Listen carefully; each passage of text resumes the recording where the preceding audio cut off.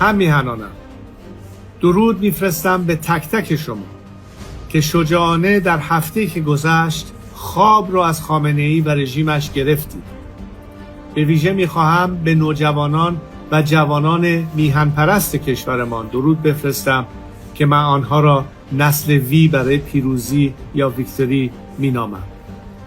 شما همراه با نسل‌هایی که از سالهای پیش این مبارزه را آغاز کردند همراه بوده اید و ادامه این حرکت باعث پیروزی نهایی کشورمان خواهد بود. همینطور که دیدید مسئله کلیدی ادامه این تسخیر خیابان هاست و ایجاد راهبندان برای جلوگیری و مانع شدن از سرکوب رژیم. این انضباط و همبستگی را حفظ بکنید. پیروزی از آن شماست. آخرین نبرده پهلوی برمیگرده.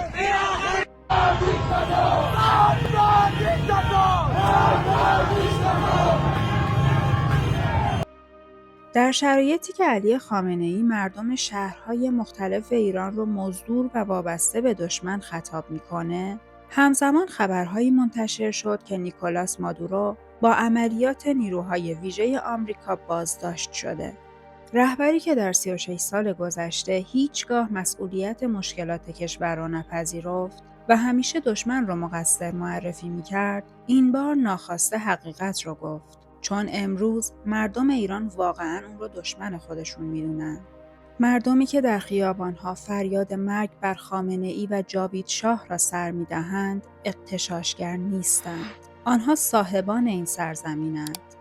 مردمی خسته از فشار، سرکوب و بی‌عدالتی که دیگر چیزی کمتر از یک تغییر بنیادین نمیخواهند. کسی که خود را رهبری فراتر از نقد، همردیف قدیسان و حتی بالاتر از پاسخگویی می‌دانست، به جای شنیدن صدای مردمی که زیر بار زندگی خم شده‌اند، فرمان سرکوب و کشتار را صادر کرد. در همین روزها، وزیر پیشین اطلاعات و امنیت بریتانیا اعلام کرد که مقامات بلندپایه جمهوری اسلامی به طور پنهانی با چند کشور وارد مذاکره شدند تا برای دوران پس از سقوط حکومت مسیر فرار، امنیت خانواده‌ها و انتقال دارایی‌های خودشون را فراهم کنند. در حالی که خامنه‌ای دستور برخورد خونین با معترضان رو میده، اطرافیانش به دنبال راه نجات شخصی هستند. با توجه به طراحی‌ها و فشارهای هماهنگ دونالد ترامپ و بنیامین نتانیاهو، بسیاری معتقدند که این مقامات فرصت چندانی برای فرار یا جابجایی اموال خود نخواهند داشت.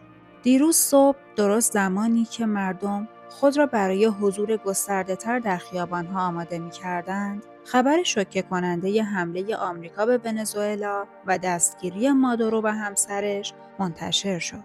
خامنه‌ای در واکنش سخنرانی کرد. اعتراضات را نپذیرفت.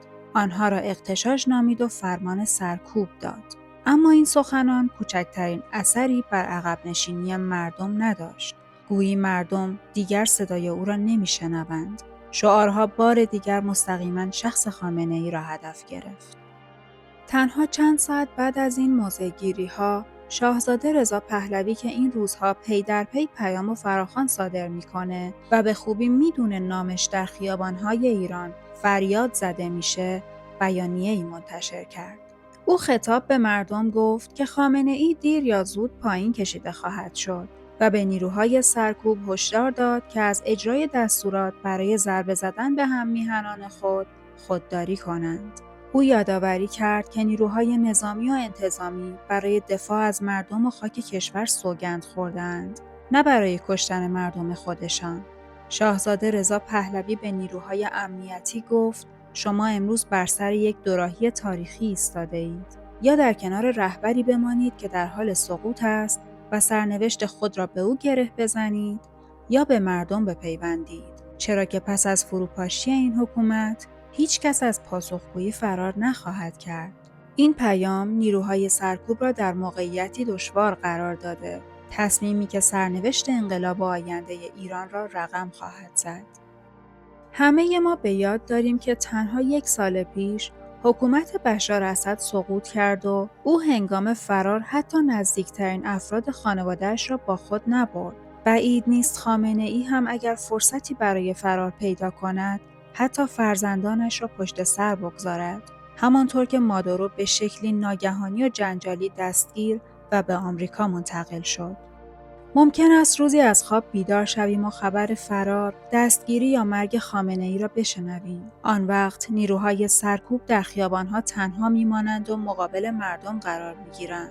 دیروز چند رسانه روسی گزارشی منتشر کردند که گفته میشد قرار بوده محرمانه بماند اما فاش شده. در این گزارش‌ها آمده بود که علی خامنه‌ای به نقطه‌ای در نزدیکی شهر کازان روسیه منتقل شده، نه برای سفر رسمی و نه مذاکره علنی.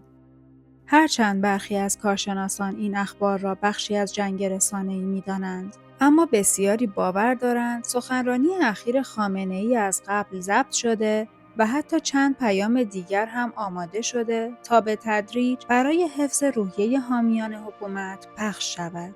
در حالی که در بیش از 80 شهر کوچک و بزرگ مردم علیه او هشدار می‌دهند و حکومت علاوه بر سرکوب خشن به قطع اینترنت متوسل شده، اعتراضات همچنان ادامه دارد. این بار مردم فقط شعار نمی‌دهند. این اعتراضات نه شبیه سال 98 است که تنها گرانی بنزین مطرح بود، نه مانند اعتراضات کشاورزان که فقط آب می‌خواستند. امروز مردم نه درباره دلار، نه آلودگی هوا و نه یک مطالبه قطعی حرف می‌زنند. آنها پایان کامل این وضعیت و سرنگونی کل ساختار را می‌خواهند. شعار مرگ بر دیکتاتور و مرگ بر علی خامنه‌ای بلافاصله با فریاد این آخرین نبرد پهلوی برمیگرده همراه می‌شود. در حالی که مقامات دولتی تلاش می‌کنند این اعتراضات را صرفاً اقتصادی جلوه دهند، واقعیت خیابان چیز دیگری است. شعارها کاملاً سیاسی‌اند. مردم به نقطه انفجار رسیدن و چیزی کمتر از تغییر کامل را نمی‌پذیرند. اونها آینده‌ای آزاد، ایرانی آباد و بازگشت شاهزاده رضا پهلوی را می‌خواند. در بیرون از مرزها، جمهوری اسلامی متحدان و نیروهای نیابتی خود را یکی پس از دیگری از دست داده و در داخل با اقتصادی فروپاشیده و مردمی روبروست که خواهان پایان رهبری هستند. این حکومت سالها تنها با 2 ابزار سر پا مانده بود: پول نفت و ماشین سرکوب. تحریم‌ها اولی را از کار انداخت و دومی روز به روز فرسوده‌تر و بی‌انگیزه‌تر می‌شود. نیروهایی که هر روز بیشتر از بدنه حکومت جدا می‌شوند و دیگر اعتقاد قلبی به رهبر و نظام ندارند. اعتراضات سراسری ادامه دارد و یا در همین روزها به سقوط کامل رژیم منجر خواهد شد یا دست کم این سقوط را به شدت تسریع می‌کند. با آرزوی آزادی ایران، بازگشت شاهزاده رضا پهلوی و جشن همگانی ما در بهار آزادی میهن. از شما سپاسگزارم که تا پایان این برنامه همراه ما بودید. اگه این ویدیو رو مفید دونستین، با لایک و نوشتن کامنت از ما حمایت کنید. اگه هنوز عضو کانال نشدین، از پایین همین ویدیو با زدن دکمه سابسکرایب و فعال کردن زنگوله به کانال بیراهه تاریخ بپیوندید تا زودتر از ویدیوهای جدید باخبر بشین.